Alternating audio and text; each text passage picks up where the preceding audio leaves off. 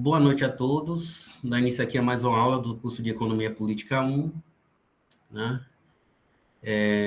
Essa aula é uma aula síncrona para a turma 2 e assíncrona para a turma 1, do período 2021.1, curso de graduação em Economia. Nessa aula, do dia que eu estou ministrando aqui, no dia 19 de novembro, nós vamos tratar do processo de valorização. Tá? Processo de valorização. Lembrando que na aula de hoje à tarde, que foi com a turma 1, eu gravei uma aula, né? Já que teve quórum para isso, eu gravei a aula. E nessa aula eu tratei do processo de trabalho. Então, assim que a gravação estiver pronta, eu vou disponibilizar para as duas turmas, para a turma 1 e para a turma 2. E essa gravação agora, o conteúdo, né, que está lá no capítulo 5, a aula de hoje tem como tema o processo de valorização, que é uma discussão também que é feita lá no capítulo 5 do Capital. Então, a parte sobre o processo de trabalho, vocês vão pegar na gravação que foi feita hoje à tarde, né, que eu já terminei essa discussão. Agora vamos falar especificamente do processo de valorização, né, para finalizar essa discussão do capítulo 5. Então, só para recapitular aqui, né, o que é que nós vimos lá na aula da turma 1? Nós vimos que o processo de trabalho,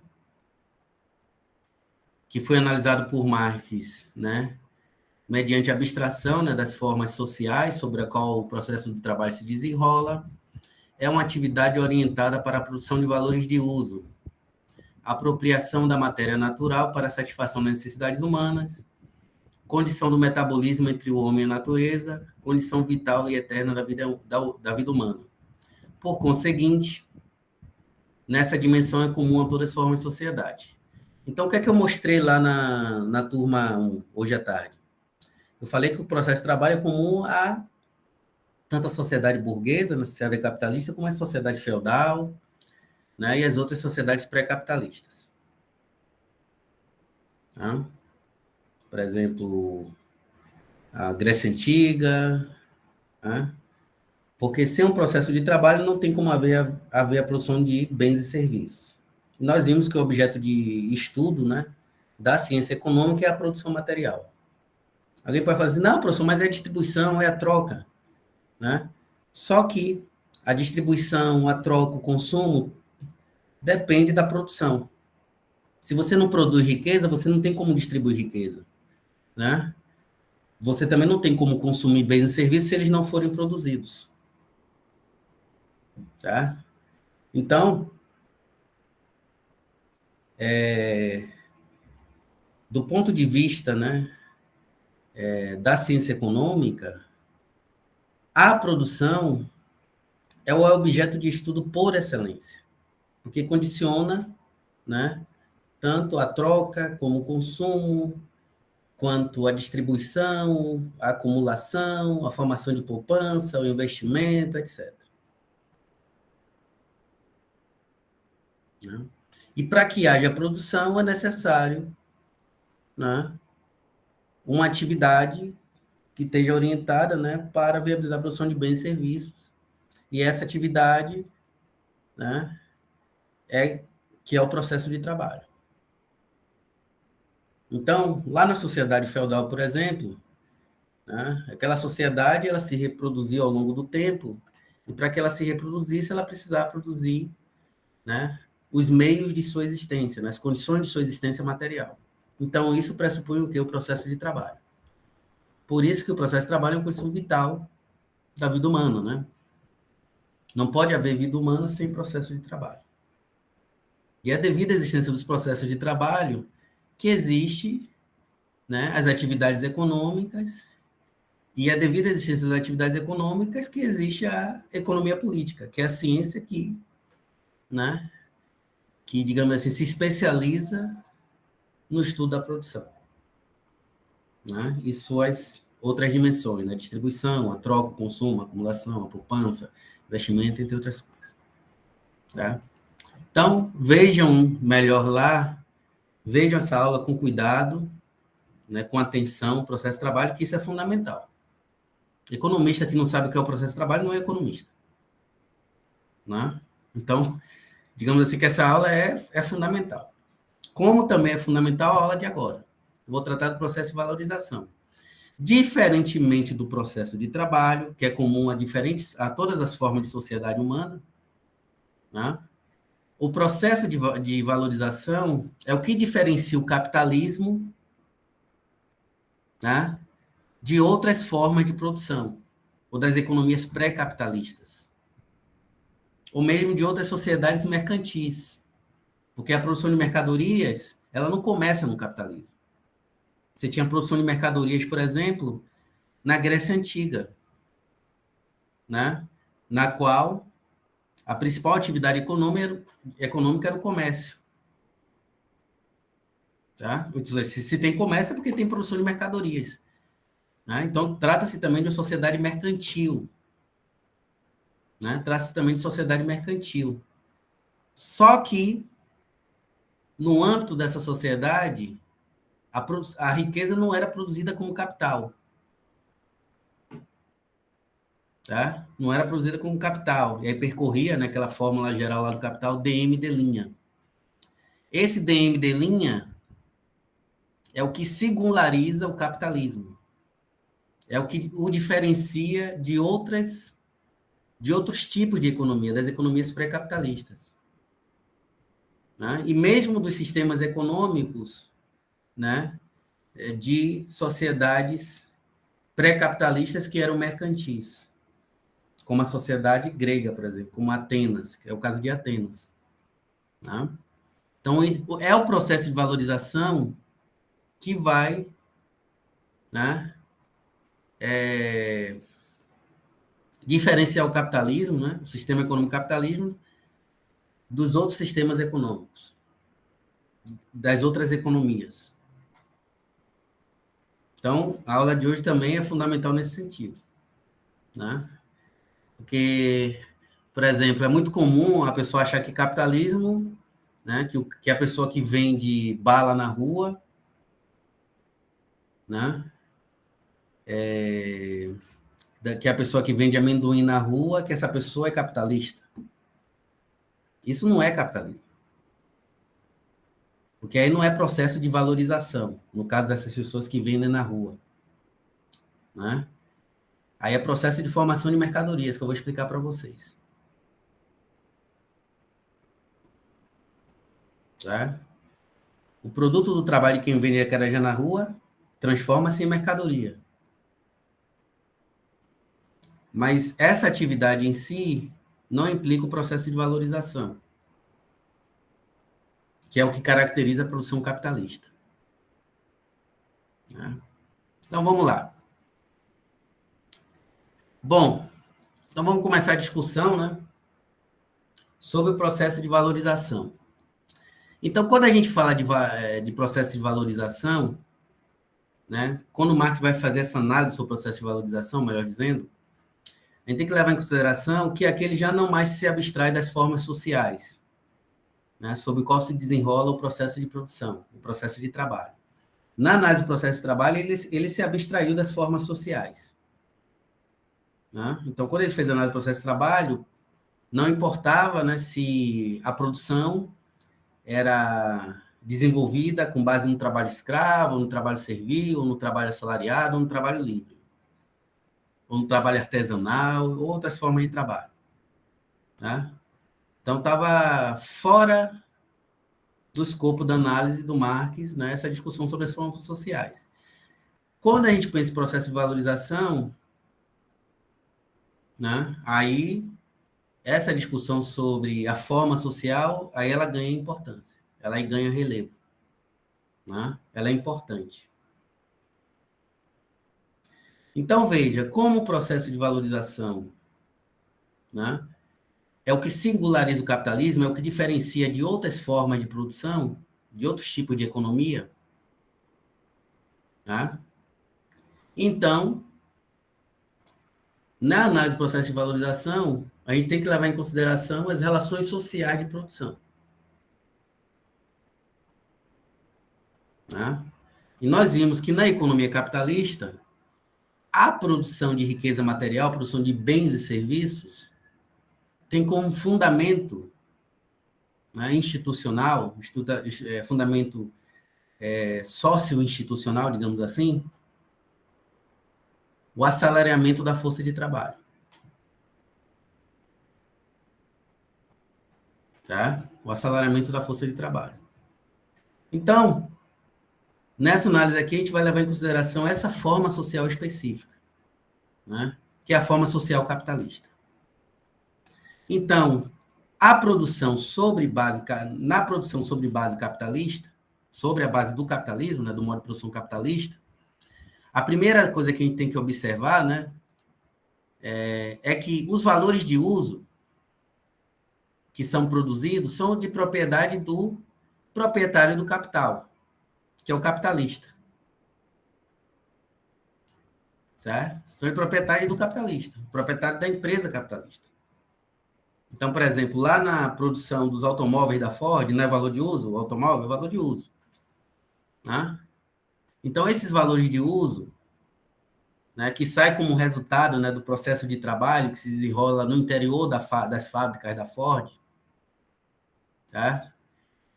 Esses valores de uso são de propriedade de quem? Minha? Do Arthur? Não. Né? São de propriedade de quem? Dos donos da Ford. Dos donos da Ford. Dos donos dessa empresa. Não é de propriedade de quem trabalha lá. Ah, professor, meu cunhado, meu sobrinho, meu amigo, meu irmão, minha namorada, seja lá o que for, trabalha na Ford. Então, os carros que são produzidos lá na Ford não são de propriedade do seu parente, do seu amigo que trabalha lá. São de propriedade de quem? Do proprietário dessa empresa. Né? Que é uma obviedade, né? Não precisa... Né? Então, os valores de uso são propriedade do capitalista. Tá? São de propriedade do capitalista. Assim como os meios de trabalho, né? As matérias-primas, matérias auxiliares, os prédios, edificação, o conjunto das instalações físicas da empresa, tudo pertence ao capitalista. Por isso que ele é o proprietário do capital. E é a propriedade do capital que permite a ele comandar o trabalho. Né? Lembre-se lá que isso vem lá de Smith, né? Capital é sempre comando sobre o trabalho. Você não pode ser capitalista se você não pode comandar o trabalho de outras pessoas. Isso tem Smith, tem Ricardo, pode ler lá. Riqueza das Nações, princípio de economia política. Ah, professor, eu gosto do capitalismo. Beleza. Você gosta? Beleza. Mas você pode comandar o trabalho alheio? Ah, não posso, professor. Ó, tudo bem, você gosta do capitalismo, mas você não é capitalista. Gostar, né? Ser capitalista não significa gostar do capitalismo. Ser capitalista significa ter propriedade do capital. É a mesma coisa, eu adoro futebol, mas eu não sou jogador de futebol profissional. Eu adoro, amo futebol, assim como o tênis, né? Mas eu não sou jogador de tênis nem de futebol profissional. É a mesma coisa, né? As pessoas que não têm a propriedade do capital, mas são defensoras do capitalismo, né? Então, isso tem que ficar claro, né? Então, isso tem, diferentemente, por exemplo, do velho da van, correto? Então, esses valores de uso, que são de propriedade capitalista, né? Eles só são produzidos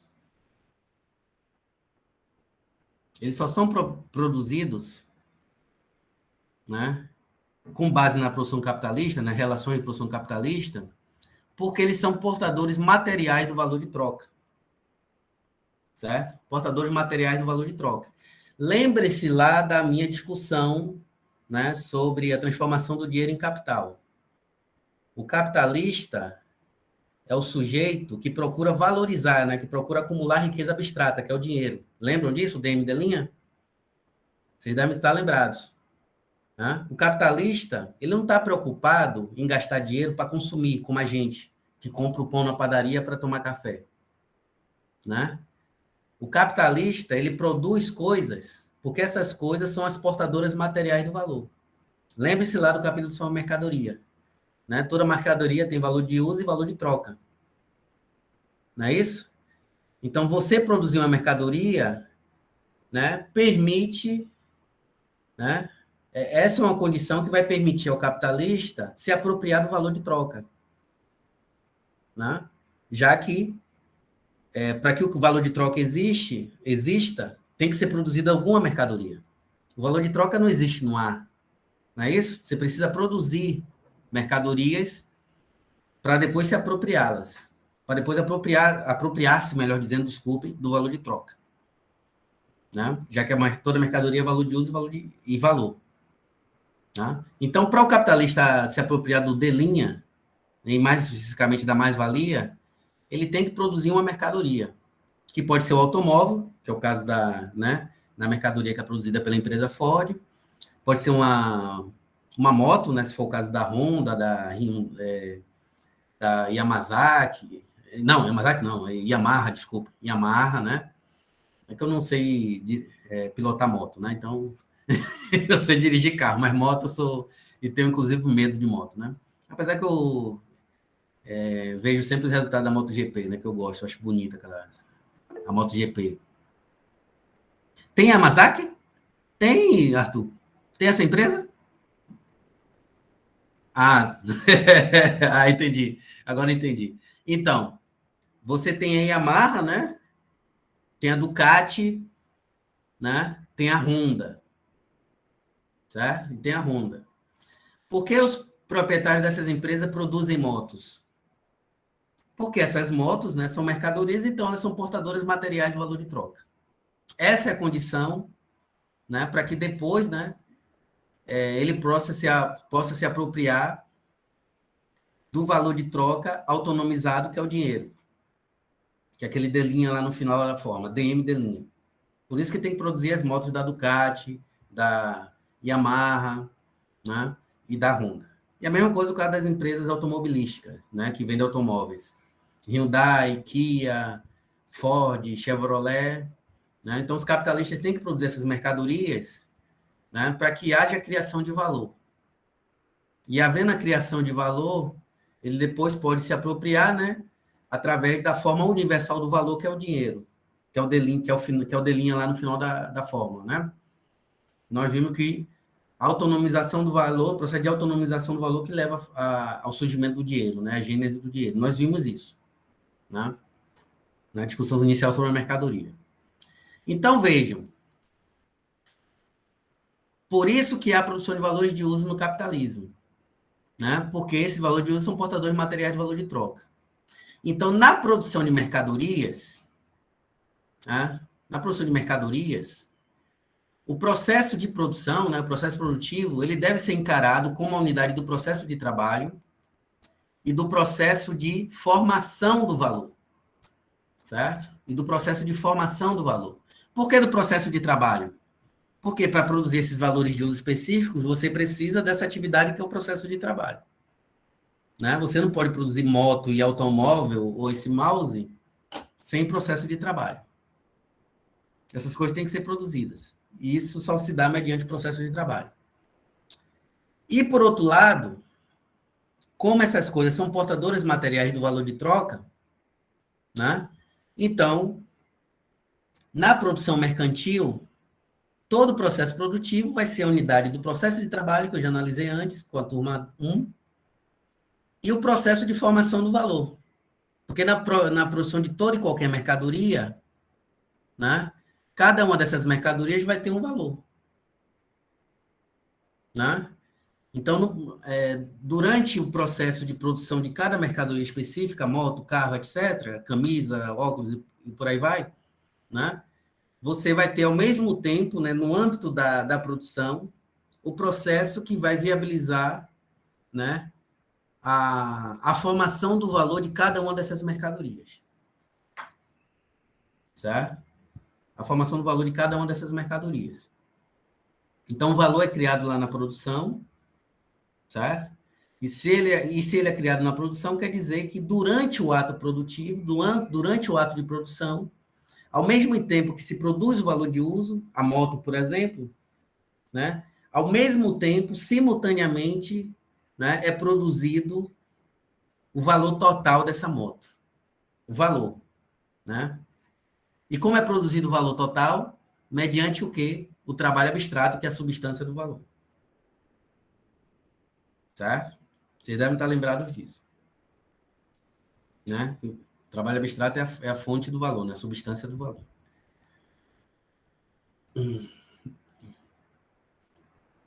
Então, vejam. Na produção de mercado... não, eu não projetei, desculpem. Deixa eu só projetar aqui para vocês acompanharem os slides. Né? Aliás, falando em slides, vocês querem esses slides? Vocês querem que eu mande para vocês? Sim. Tá bom, eu vou mandar pelo cigarro, então.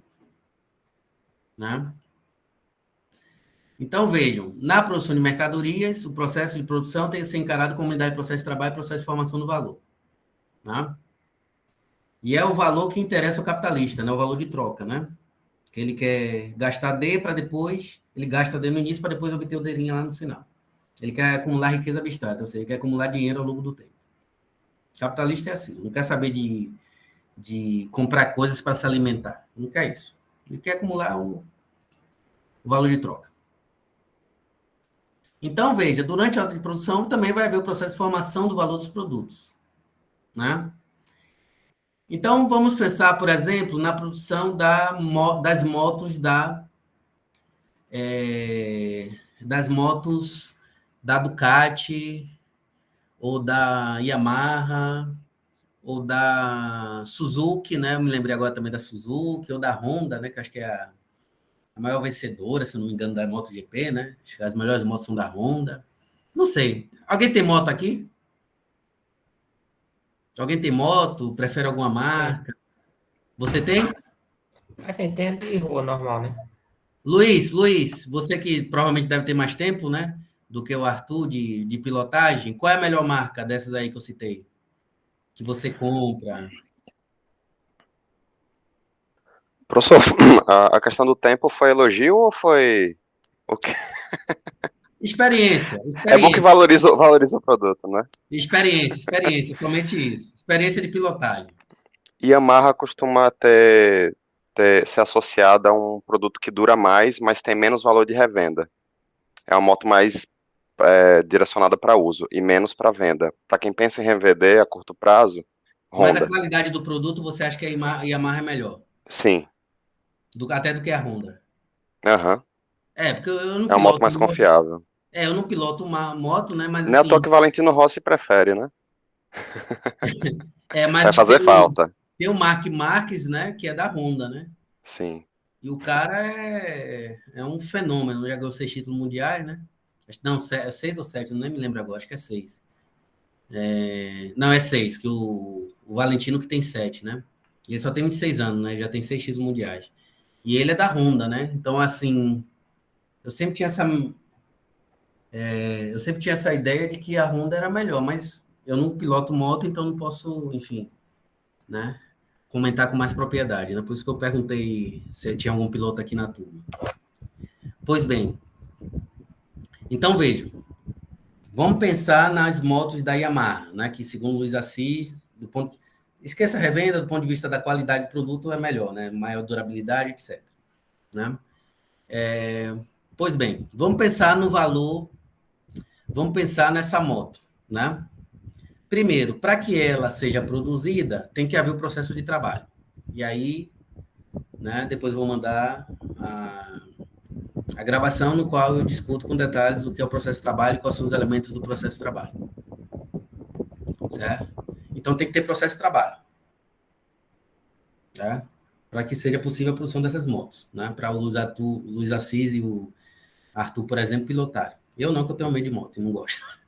Só pego o carro. Vocês são aventureiros, eu não, tô fora. Tenho medo mesmo, pessoal, tô falando sério. Não tem, nem me pagando eu subo numa moto. Né? Nem me pagando eu subo numa moto. Agora carro, eu vou para... Né?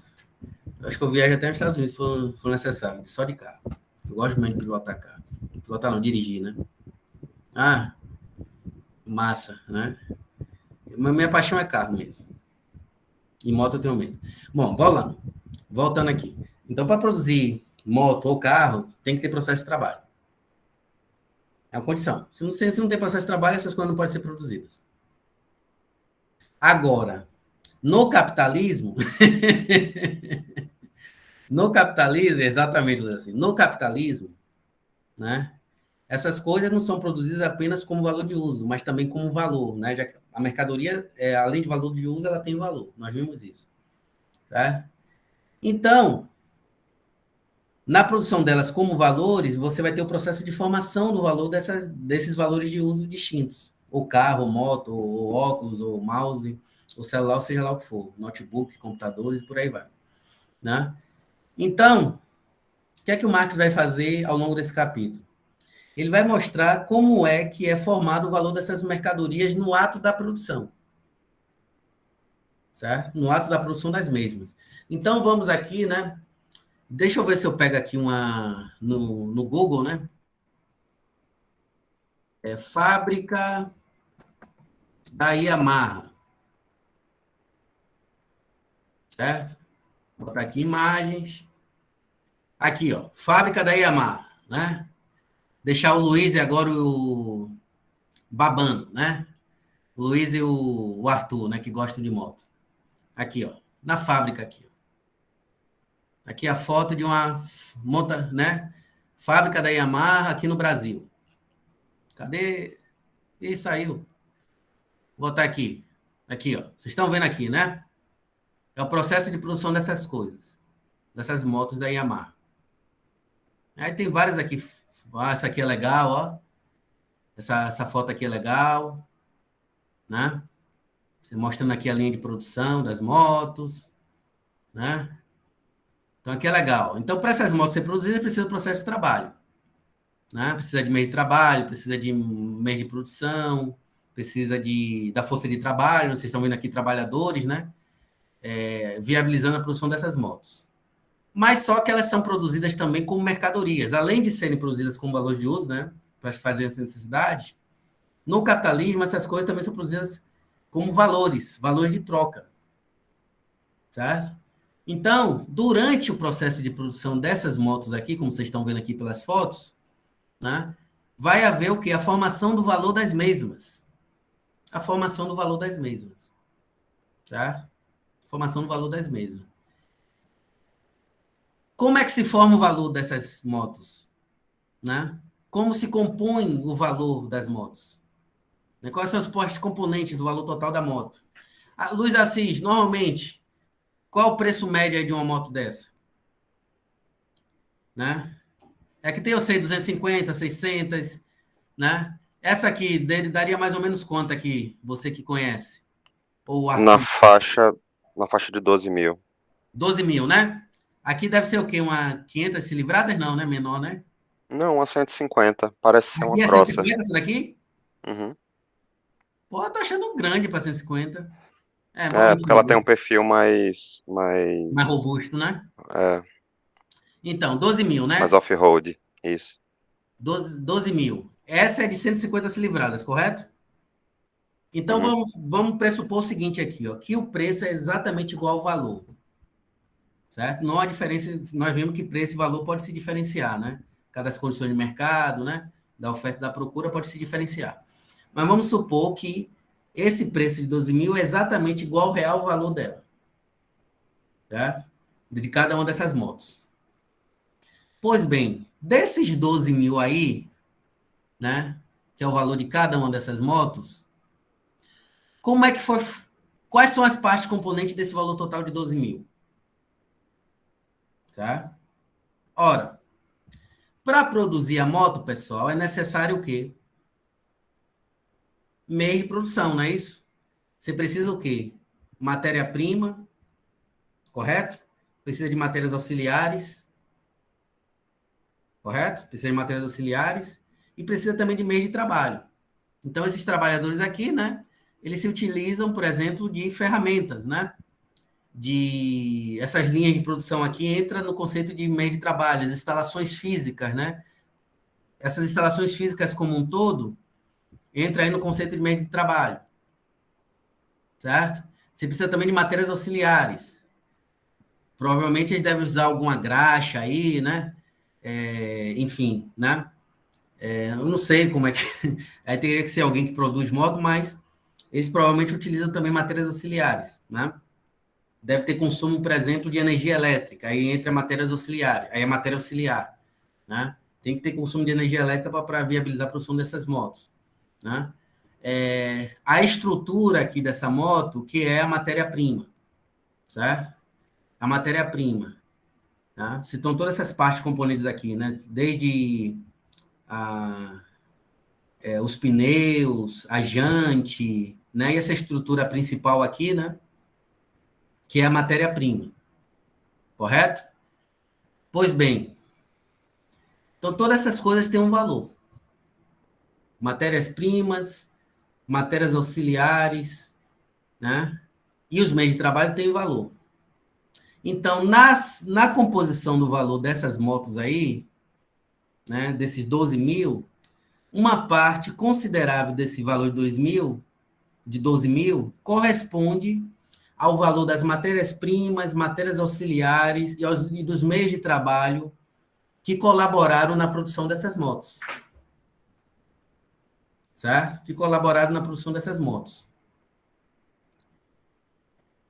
Então, por exemplo, vou botar aqui um exemplo para mostrar aqui, né? A moto vale 12 mil.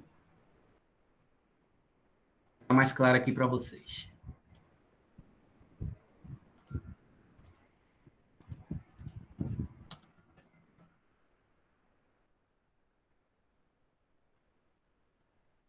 R$ 12.000. Certo? Desses 12 mil aqui,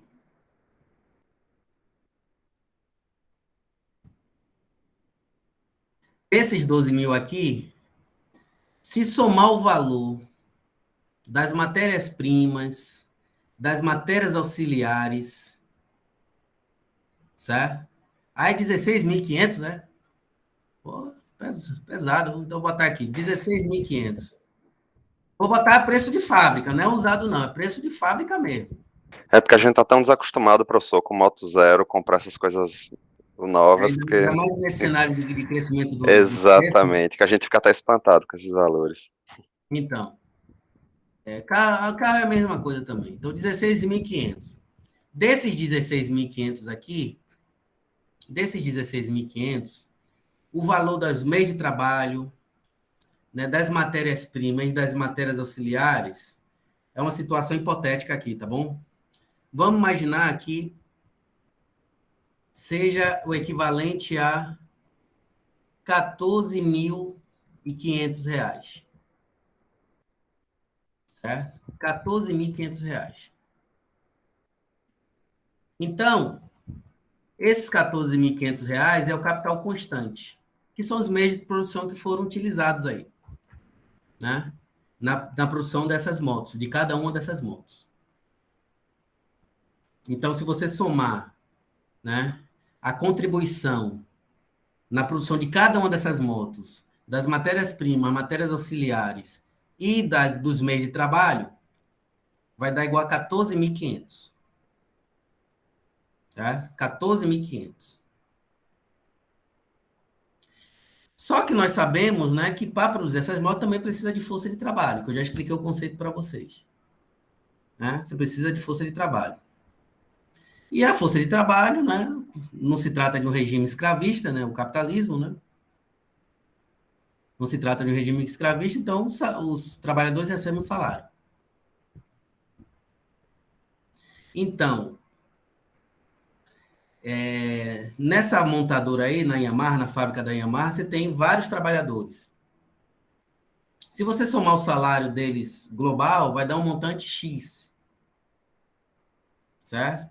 Só que esse montante X, que é o total dos salários pagos, em um mês, por exemplo, vão se diluir, né?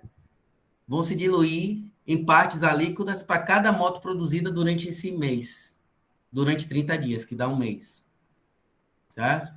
Então, digamos que desse montante total de motos que foram produzidas, né, durante o mês, quando você pega o montante total dos salários, né, e divide, né, pelo total de motos que foram produzidas durante esse mês, cada moto produzida vai ter um valor, né, equivalente e que corresponde aos salários que foram pagos durante esse mês de, digamos aqui, R$ 1.000. Então, 1.000V, que é o capital variável. Esse conceito de capital variável vai ser, e capital constante vai ser discutido após essa discussão sobre processo de trabalho e processo de valorização, tá bom? Mas, para início de conversa aqui, saiba que capital constante é o quê? Quando eu falo capital constante, estou falando matérias-primas, matérias auxiliares e meio de trabalho. Quando eu estou me referindo à força de trabalho, é capital variável. Depois eu vou explicar o porquê que é um que é constante e o outro é variável. Tá? Então, 1.000V. Né? Então, desses 16.500, para uma moto apenas, né, no processo de formação do valor dela, desse valor total, 1.000 corresponde aos salários que foram pagos, né, que foram diluídos. O montante de salários pagos vai ser muito maior, né? Mas quando você dilui pelo número total de motos produzidas, aí vai ficar R$ 1.000 por moto. Né? Então, desses 16.500, que é o valor de cada uma dessas motos, R$ 1.000 corresponde aos salários que foram pagos durante esse mês. Tá? Para cada moto. E não o montante total de salários pagos durante o mês. Para uma moto apenas. E o restante, né, vai precisar de quanto aqui para completar os 16.500? 1.000. Que é a mais-valia. Então, o M é a mais-valia. Então, C é o capital constante. O V é o capital variável. E o M é a mais-valia. Então, no processo de formação no valor de cada uma dessas motos, e nós sabemos aqui pelo Luiz que cada uma dessas custa 16.500, 14.500 corresponde ao valor do capital constante. Máquinas, equipamentos, matérias-primas, matérias auxiliares que foram utilizados na produção de cada uma dessas motos, da Yamaha. Né? R$ 1.000 corresponde aos salários, né, que foram diluídos por cada um, né, que o montante total de salário foi distribuído, né, e passou a ser uma parte alíquota do valor de cada uma dessas motos. Então, vai ser R$ 1.000. E os outros R$ 1.000 correspondem à mais-valia que foi criada durante a produção dessa moto. Né? Durante a produção dessa moto. Então, vejam, lá no ato de produção de cada uma dessas motos da Yamaha, esse valor de 14.500, que é o capital constante, é um valor que já existia, né? Porque existem empresas especializadas, empresas capitalistas especializadas,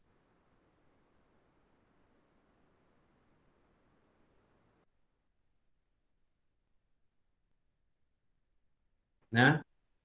Que foi também especialista em tecnologia, né, para produzir essas motos, né?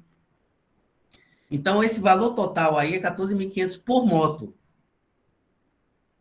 Né? Quando você dilui o valor total do capital constante, aí fica 14.500 por moto. Esse valor já existia. Né? O valor da matéria-prima, matéria auxiliar, dos meios de trabalho já existiam. Já existia antes. Então, o dono lá da Yamaha só fez comprar matéria-prima, matéria auxiliar e, né, as instalações físicas, os meios de máquinas, equipamentos, etc. É um valor que já existia. Aí o que acontece? Quando o processo de trabalho é ativado, esse valor de 14.500 vai ser conservado e transferido. E vai ser uma parte componente, né, do valor de cada uma dessas motos produzidas, né, pela Yamaha, pela empresa Yamaha. Só que nós sabemos que o valor de cada moto é 16.500. Né? Se o valor do máquinas, equipamentos, etc., matéria-prima, material auxiliar é 14.500, de onde veio esse 2.000 a mais?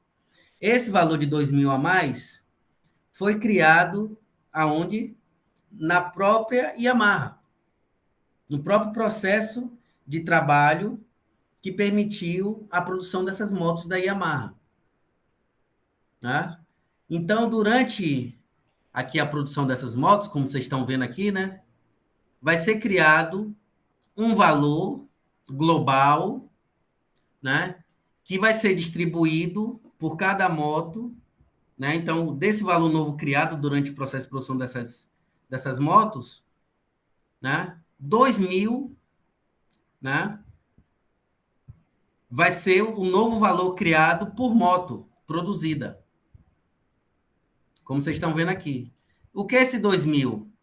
É o montante do V mais M. O V mais M, certo? É o produto de valor. Foi o novo valor que foi criado,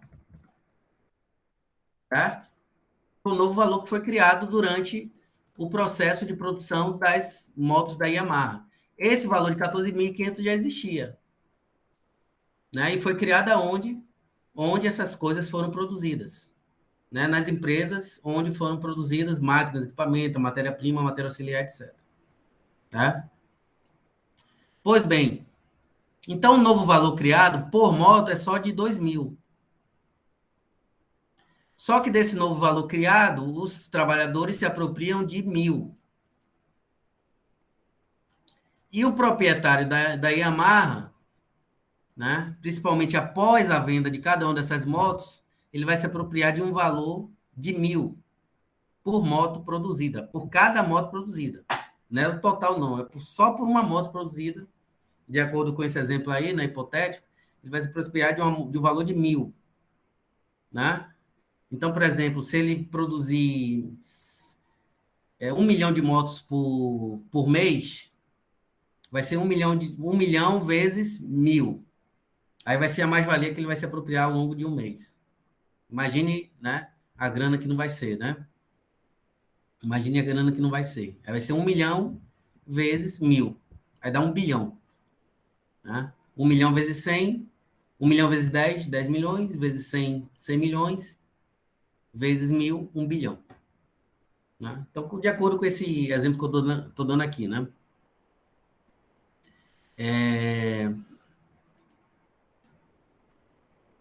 Então,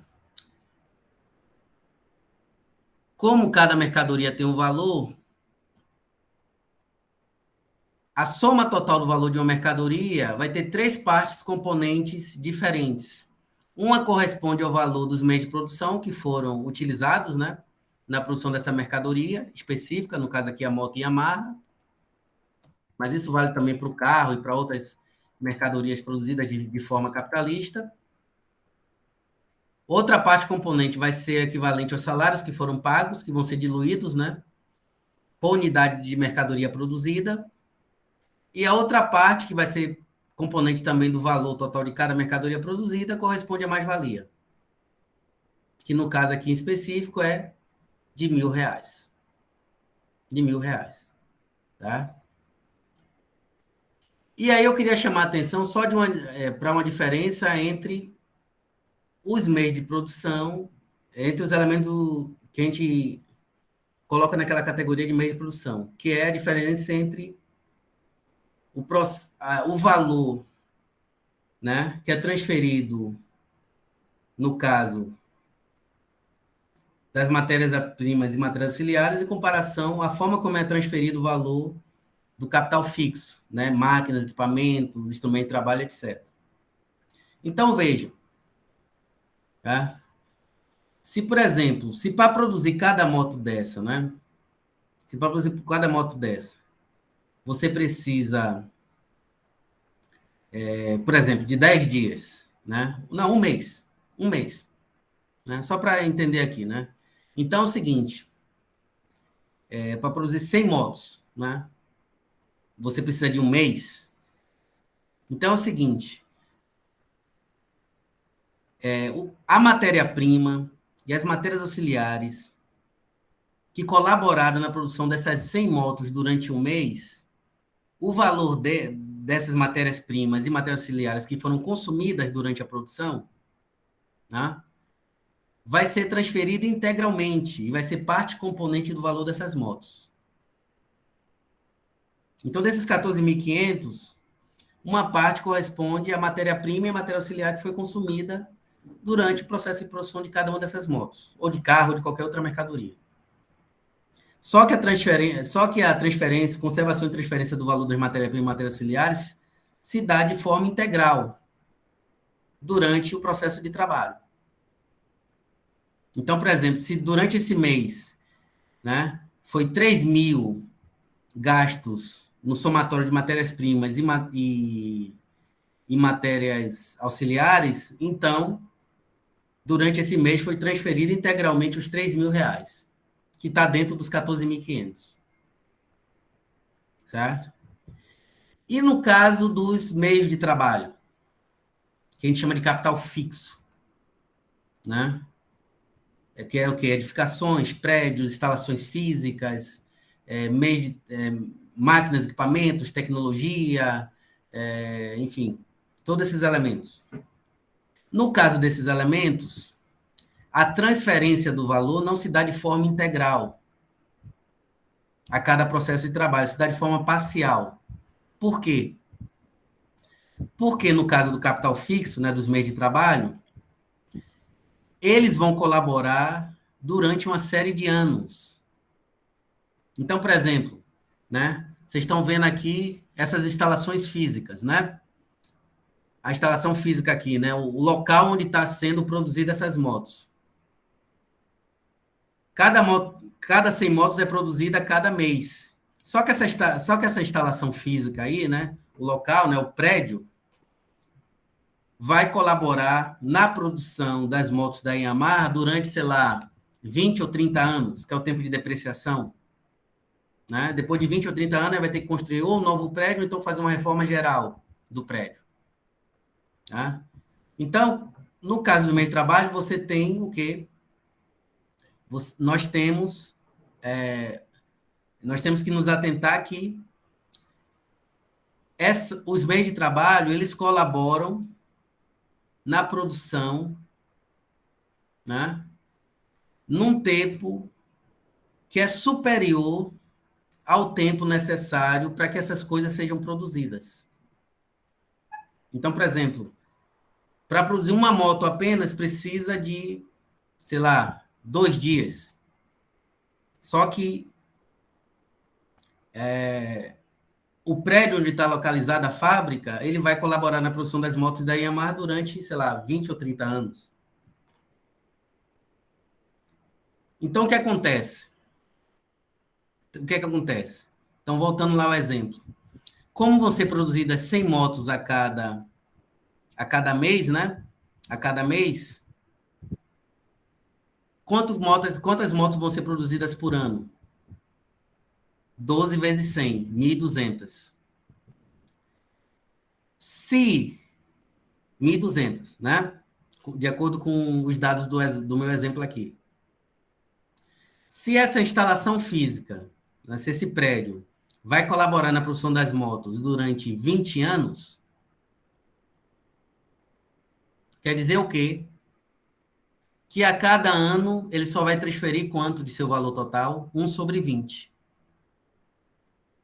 Então, se nesse prédio, né, que vai colaborar durante 20 anos na produção das motos da Yamaha, se o tempo de depreciação dele é de 20 anos, e ele custa, por exemplo, 40 milhões, a cada ano ele só vai transferir quanto? 2 milhões de seu valor total. Então, nessas 1.200 motos que foram produzidas durante um ano, certo?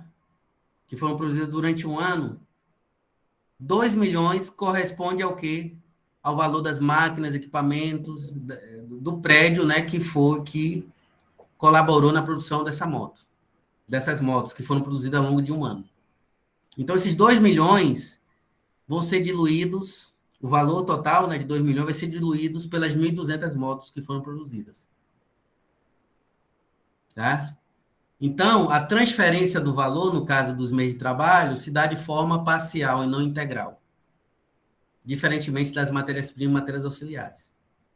É por isso que vocês aprendem o conceito de depreciação, né? Porque no caso do capital fixo, né, a depreciação, como eles vão colaborar durante diferentes períodos produtivos, então o capital fixo ele vai só transferir parte de seu valor, né, durante o período que ele vai colaborar na produção. Então, um prédio que tem um tempo de depreciação de 30 anos ou de 20 anos, ele só vai transferir ou um 30 ou um 20 do seu valor total, respectivamente. Tá? Então, desses 14.500, uma parte foi o valor que foi transferido integralmente, né, das matérias-primas e das matérias auxiliares, e a outra parte corresponde ao quê? Ao valor, né, do capital fixo, máquinas, equipamentos, instalações físicas, etc., que é transferido sempre de forma parcial a cada período produtivo. Então, o total de motos, né, que vão ser produzidas durante um determinado intervalo de tempo, elas só vão absorver parte do valor do capital fixo. Porque o capital fixo, né, só vai transferir parte de seu valor. Uma parte proporcional do seu valor. Que depende o quê? Do seu tempo de depreciação. Se for de 21 anos, ele só vai transferir 1/20, né, a cada ano. Se for de 40 anos, vai ser 1/40 a cada ano. Né, e assim sucessivamente. Entenderam? Como se dá a diferença entre a transferência do valor dos meios de trabalho em comparação com matéria-prima e matéria auxiliar? Num caso, é transferência parcial, que é o capital fixo, né, os meios de trabalho. No outro, a transferência é integral. Né? É integral. É tanto que no próximo período produtivo, você vai precisar o quê? De mais matéria-prima, de novos exemplares de matéria-prima, né, e novos exemplares de matérias auxiliares.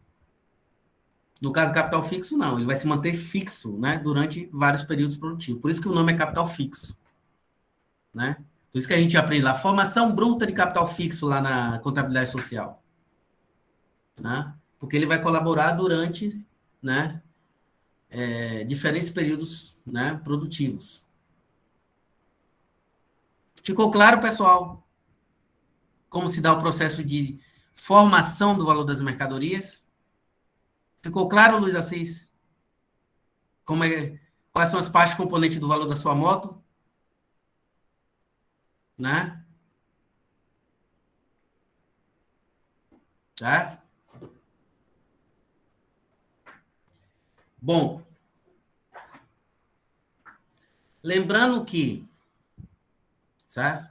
Lembrando que, Luiz Assis, quando você paga pela sua moto da Yamaha, né, você está pagando não apenas o valor que foi criado lá na produção dessas motos da Yamaha. Mas lembre-se, Luiz Assis, que a indústria de transporte também produz valor e mais-valia. Não é isso? Então, quando você paga o valor da sua moto, né, entra não só o total de valor que foi criado nas montadoras, né, nas fábricas lá da Yamaha, mas também o valor que foi criado pela indústria de transportes. Né, porque essas motos, né, vão ter que ser transferidas, né, do local de produção até onde o mercado consumidor, né, onde elas serão vendidas, né, as concessionárias. Então, para isso, para fazer essa transferência, né, da mercadoria de local para você precisa da indústria de transportes. Vocês não já viram aqueles carros, não, que levam os automóveis, né, de um local a outro? Vocês já viram, né? Carro... tem até um nome para esses carros gigantes. Alguém lembra aqui do nome? Vou botar aqui. Carros que levam automóveis. Cegonha, né? Deixa eu ver aqui. Cegonha. Cegonha de carro, né? Senão apareceu o animal. Esse mesmo aqui, ó. Né? O que eu estou dizendo é o seguinte, Luiz Assis. Né? Essas motos, para elas serem levadas do local de produção até o mercado consumidor, né, até as concessionárias, né, onde elas serão vendidas, né, precisa da indústria de transporte. Então, por exemplo, no valor desses carros aqui, né, vamos ficar no carro, no cegonha de motos, para ficar aqui, né? Pronto, agora melhorou. Para ficar condizente com o exemplo que eu tenho trabalhado, né? Aqui, ó, cegonha de motos. Então, essas motos vão ser levadas do local de produção até as concessionárias, onde já vão ser vendidas para o Luiz Assis, para o Arthur, etc. Né? Então, essas empresas, né, elas também produzem valores. Então, quando você for comprar uma moto, entra não só o montante de valor que foi criado lá na fábrica da Yamaha, mas também, né, o montante de valor que foi criado por essas empresas aqui, ó, né, que fazem o transporte, né, da moto do local de produção até as concessionárias, até o mercado consumidor, né, até as empresas que venderão essas motos ao público final, né, ao consumidor final, digamos assim. Né? Então, soma aí o valor criado lá na produção da Yamaha com o valor que foi criado pela indústria de transportes. Certo? Em São Paulo mesmo, tem uma fábrica lá da Adidas, né? Que muita gente vai comprar lá na fábrica porque é mais barato do que comprar um produto da Adidas no shopping. Porque quando você compra na porta da fábrica, digamos assim, você não paga o valor criado pela indústria de transportes. Você só paga o valor criado na produção dos produtos da Adidas. Né? E uma vez eu fui com meu primo, né, no centro lá de São Paulo, e aí fui comprar realmente produtos da Adidas. Né?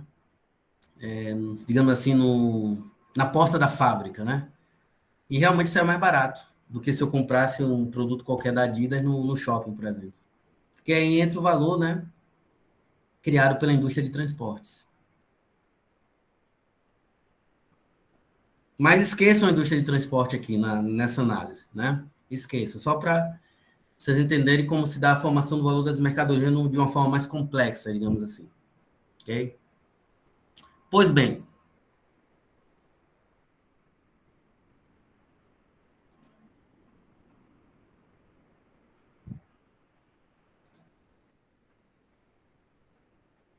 então vejam,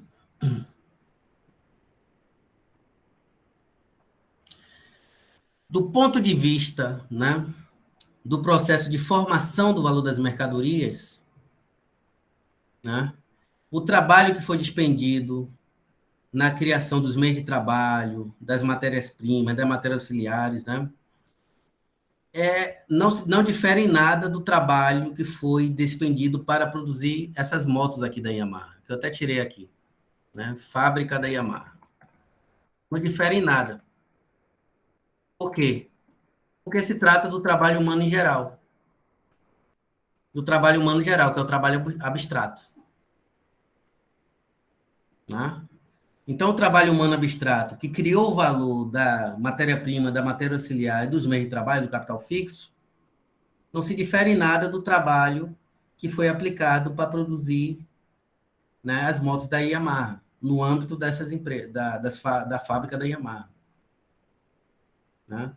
Então, como não se diferencia em nada, o fato de não haver diferença, né, e essa homogeneidade deve-se ao fato que os três trabalhos são trabalho humano abstrato, é que permite, né, que a mercadoria, né, que permite que haja o processo de formação do valor do caso da moto da Yamaha ou de qualquer outra mercadoria. Né? Então, no cálculo do valor, o que se leva em consideração não é o trabalho concreto, né, as diferentes espécies particulares de trabalho, mas sim um trabalho abstrato. Né? Então, o trabalho abstrato que criou a matéria-prima, a matéria auxiliar, o meio de trabalho, não difere em nada do trabalho abstrato que foi despendido para criar né, para produzir a moto da Yamaha ou qualquer outro tipo de mercadoria. Tá? Por isso que o trabalho abstrato é a substância do valor. E não o trabalho concreto. Ou mesmo não pode ser a utilidade também. Né? Porque as diferentes mercadorias têm diferentes utilidades. Né? Então não pode ser a utilidade marginal a fonte do valor, como pensam os neoclássicos, etc. Né? Os economistas marginalistas. Né? Por isso que tem que ser esse trabalho humano geral e indiferenciado. A substância do valor. Certo?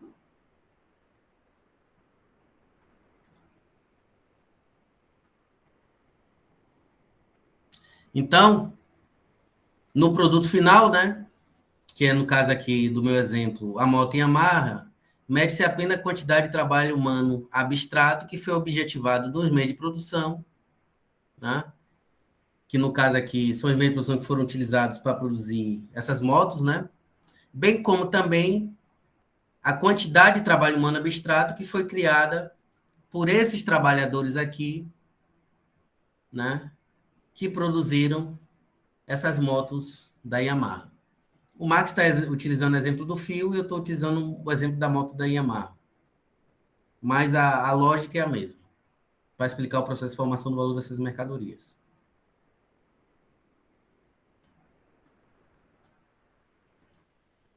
Então, você não tem dúvida nenhuma, né? Vocês têm alguma dúvida para tirar? Posso seguir adiante? Pode. Pode, né? Então, vejam.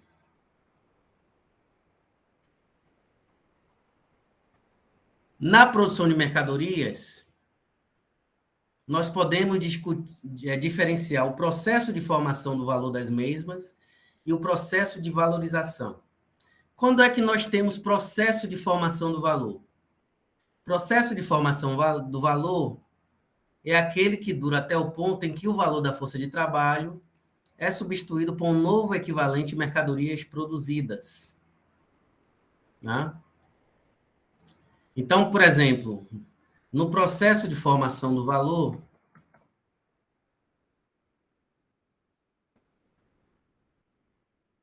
nós teríamos somente isso aqui em termos de valor criado. 14.500 mais 1.000V. Certo? Aqui que é o processo de formação do valor.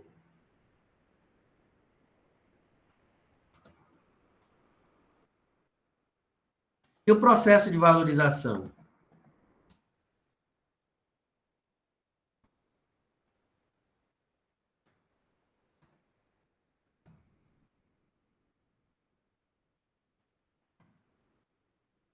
E o processo de valorização?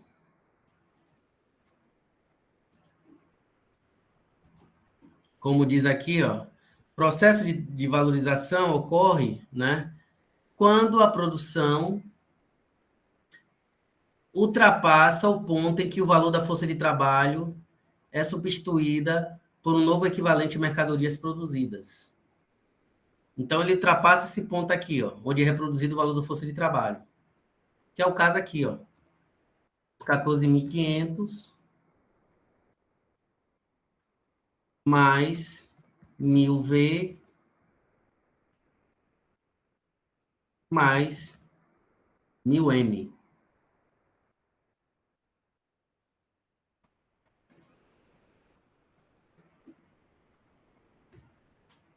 Mais 1.000M.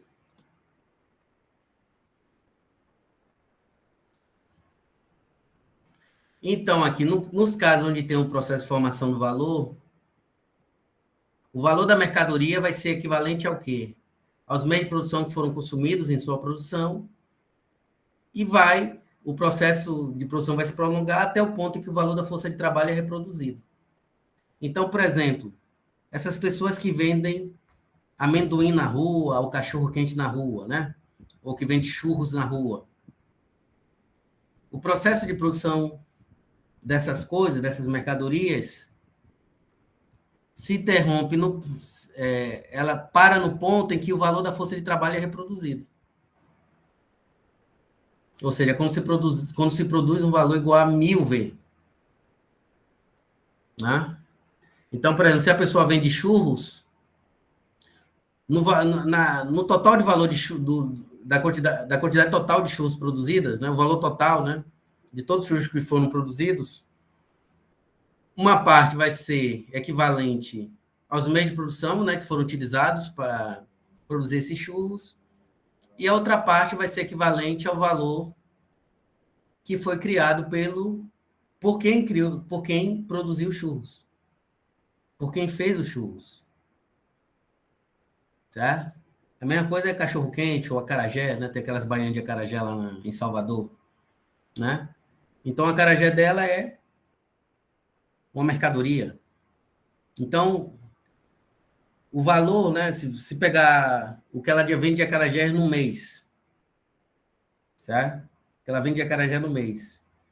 Então, o somatório de todos os acarajés que foram produzidos e vendidos vai ser equivalente ao quê? Uma parte vai ser os meios de produção que foram consumidos, o azeite, né?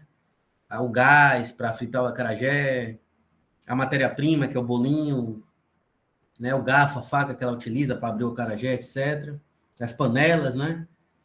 Então, uma parte vai ser equivalente a todos esses meios de produção que foram utilizados na produção dos acarajés, né? E a outra parte vai ser o valor que a própria baiana vai produzir, né? Ao fazer esses acarajés. Tá?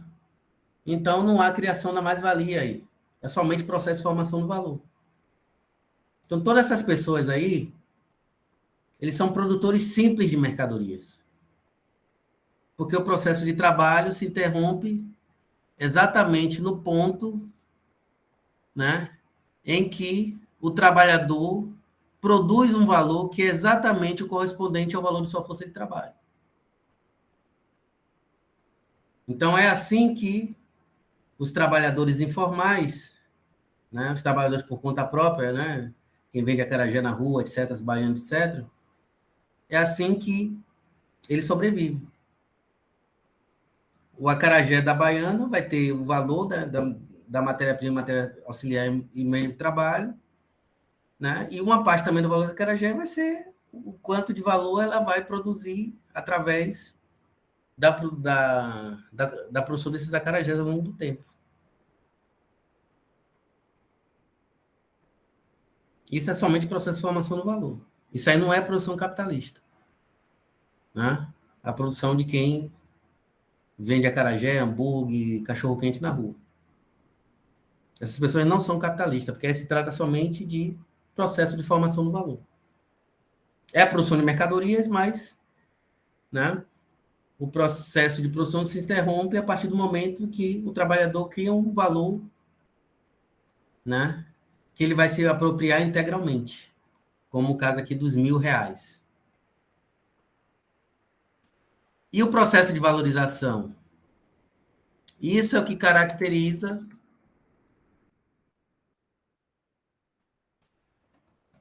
a produção capitalista. Tá? Na produção capitalista, o processo de produção, né, vai extrapolar o momento em que o trabalhador produz, né, um valor, em que o trabalhador produz um valor que é equivalente ao real valor de sua força de trabalho. Então, ele ultrapassa esse limite, criando o quê? A mais-valia. Que aqui, no caso, né, para esse exemplo aqui, seria o quê? Os 1000M. 1000M. Então, na visão de Marx, né, o modo de produção capitalista, ele é a unidade do processo de trabalho, como, por exemplo, o processo de trabalho que produz as motos da Yamaha, e do processo, né, de valorização. Então, Produção capitalista, unidade de processo de trabalho e processo de valorização. Quando você tem a unidade de processo de trabalho e processo de formação do valor, nós temos apenas processo de produção de mercadorias, que são essas pessoas que vendem acarajé, churros nas ruas. Certo? Agora, quando você tem a unidade de processo de trabalho com processo de valorização, aí que a gente pode falar de produção capitalista. Né? Somente nessa segunda, né, somente com a produção, com o processo de valorização, né, que a gente pode falar em economia capitalista, em produção capitalista. Então, por isso que pressupõe o que? O assalariamento da força de trabalho. Né? Porque aí o capitalista vai poder comandar o trabalho alheio, vai poder se apropriar da mais-valia produzida pelo trabalho. Quando o trabalhador é por conta própria, todo o valor que ele criar, ele vai se apropriar integralmente. Então, não tem processo de valorização. Somente processo de formação do valor. Esse exemplo aqui, ó. 14.500 mais 1.000V. O trabalhador se apropria integralmente do valor que ele mesmo criou. Na produção capitalista, ele cria um valor que ele vai se apropriar sob a forma de salários e o outro valor vai ser a mais-valia, que é o tempo de trabalho não pago. Então, capitalismo vai ser sempre a unidade de processo de trabalho e processo de valorização. Então, há uma diferença, né, entre a produção de mercadorias, né, produção simples de mercadorias, e a produção capitalista.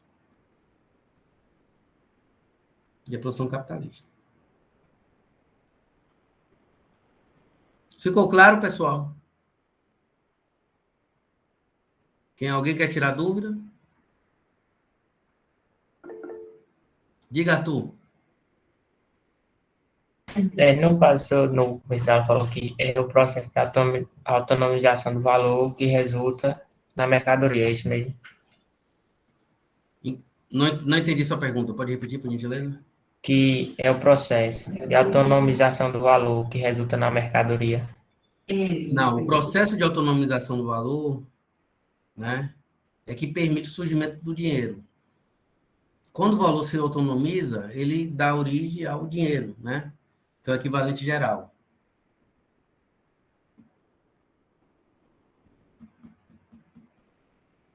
É o equivalente geral. Beleza. Mais alguma pergunta? Os demais, mais alguma pergunta? Sobre o processo de valorização? Diga, Luiz. Professor, usando essa referência dessa fórmula CVM, desse modo eu posso explicar teoricamente quem é e quem não é capitalista, né? Porque só é passível de ser considerado capitalista quem produz essa mais-valia. Não é que o capitalista produz a mais-valia, ele se apropria da mais-valia. Quem Perfeito. produz a mais-valia é o trabalho, é o trabalhador assalariado. Né? É a força de trabalho que produz a mais-valia. Só que para ser capitalista, você tem que ser proprietário do capital. Certo? E que é o capital? E o que significa o conceito de capital na economia política? Capital é comando sobre o trabalho. Certo? O capitalista é aquele que pode comandar o trabalho de outras pessoas. Né? Então, para isso, ele tem que ter a propriedade dos meios de produção. Tem que ter a propriedade privada dos meios de produção. Né? E veja, esse conceito aqui de capital não é o Marx que inventou, isso vem de Adam Smith. Viu? O capital como comando sobre o trabalho, isso vem Smith. Isso não foi o Marx que inventou. Smith é um liberal, entendam isso. Né? Isso vem Smith, tá Ricardo, toda essa turma. Né? Enfim. Somente com o predomínio da economia neoclássica, né, que aí toda essa discussão crítica ela foi abandonada, né, aí fala que fala mais em empreendedorismo, né? Então a pessoa que vende amendoim na rua, não, amendoim não, vou dar um exemplo aqui para ficar mais claro para vocês, né? A pessoa que vende picolé na rua, né? E a pessoa que vende e o dono da Kimball Sorvani, ou da Nestlé, Ambos são empreendedores. Isso é bobagem. Isso é que a gente aprende na teoria econômica convencional, tradicional, né? Isso é bobagem. É a mesma coisa você confundir com lagartixa com jacaré. Lagartixa é jacaré, pessoal? Não, né? Não é. Lagartixa não é jacaré. É diferente, né? Ambos são répteis, mas é uma coisa diferente, né? Diferente. Qual é a coisa em comum entre uma lagartixa e jacaré? Ambos são répteis. O que é comum entre a pessoa que vende picolé na rua e o dono da Kibosselvani? Ambos produzem mercadorias. Somente isso tem em comum. O restante tem mais nada em comum. Ou você quer achar alguma coisa mais em comum entre lagartixa e jacaré? Lagartixa você pega na mão, né? Vai botar jacaré na mão, você vê.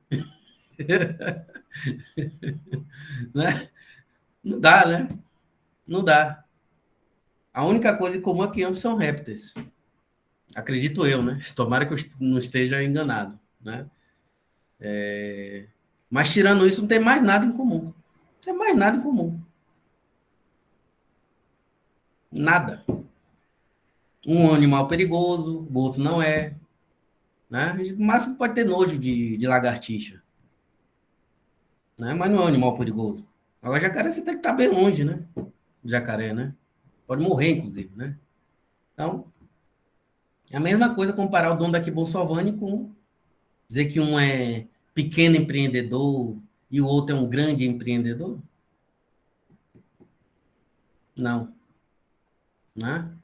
A única coisa em comum é que ambos produzem mercadorias. Certo? Ambos produzem mercadorias. É a mesma coisa que eu vender... É a mesma coisa comparar também uma pessoa que dá curso de inglês, né, por conta própria, né? Então, né, a pessoa é fluente no inglês, aí ela vende a hora, né? Vende a hora a aula, né? Porque ela tem capacidade de ensinar inglês e comparar essa pessoa com o dono da Wizard. Aí não, né? Não dá, né? É coisa totalmente diferente. A teoria econômica tradicional, ela confunde, entre aspas, né, que é mais ideologia mesmo, que a ideia é realmente confundir, né, o pequeno empreendedor com o grande empreendedor. Ambos são empreendedores, só que um é pequeno, o outro é médio, o outro é grande. Não. Né? Não, um é capitalista e o outro não é capitalista. A questão é simplesmente essa. Quem vende amendoim na rua não é capitalista. Sem ingenuidade pensar assim, do meu ponto de vista, obviamente. Né? Do meu ponto de vista, obviamente. Mas, sem ingenuidade. Né? É a mesma coisa você querer confundir uma pessoa que vende produtos da Eudora com o dono da Eudora. Não tem como. Né? Um é proprietário do capital, comanda o trabalho de outras pessoas. Né? Ou seja, bota outras pessoas para trabalhar para ele. Né? O dono da Kibosselvani, lá na produção, né, dos produtos da Kibosselvani, sorvete, etc., picolé, ele contrata pessoas e coloca essas pessoas para produzirem riqueza para ele. É diferente, né, da pessoa que vende picolé na rua ou na praia. Né? Minha tia mesmo, ela vende picolé lá em Salvador. Mas ela é capitalista? Não. É só processo de formação do valor. Né? Então, ela vende lá os geladinhos dela e ela, né, cria valor, né, através do trabalho dela. E esse valor que ela cria, ela paga as despesas dela. Ela também é aposentada, né? Então, já nasce uma renda com a outra, né? Ela vende picolé, geladinho até hoje. Tá? Se não tivesse gravado, eu vou fazer o merchan dela aqui, dizer o nome e tudo lá em Salvador. Mas como está gravado, eu não vou falar, não. Vocês ajudaram minha tia lá que fosse Salvador, né? Ia lá comprar um geladinho, né? Mas não tem nada a ver, né? Para mim, confundir a pessoa que trabalha na rua, vendendo picolé, né? tá ali suando, né? Ganhando, né? Para tirar um trocado para poder sustentar o filho, a família, com o dono daqui Bom Sorvânio. É a mesma coisa confundir lagartixa com jacaré. Aliás, vou botar até aqui, vou para até você, porque aí já qualquer coisa. Lagartixa réptil. É réptil, né? Classificação.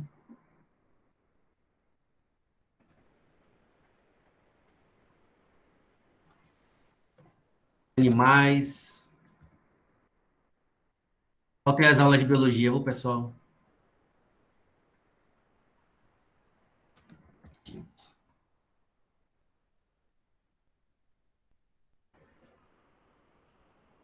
Ah, não tem aqui, né? Aqui no Wikipedia. É horrível isso aqui. É isso mesmo, lagartixa tá aqui, ó. Ainda bem, não errei, né? Não vai ficar feio para mim. Répteis. Crocodilo, jacaré, lagarto, tartaruga, né? Lagartixa também é réptil, né? É, acho que é. Enfim.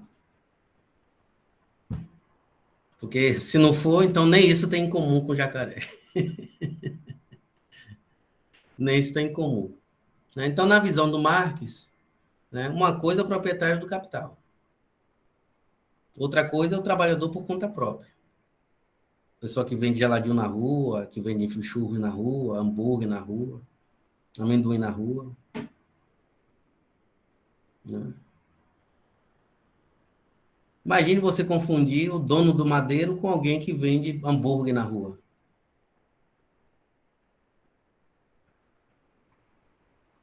Nem o próprio dono do madeiro vai achar uma pessoa um igual a ele. Né?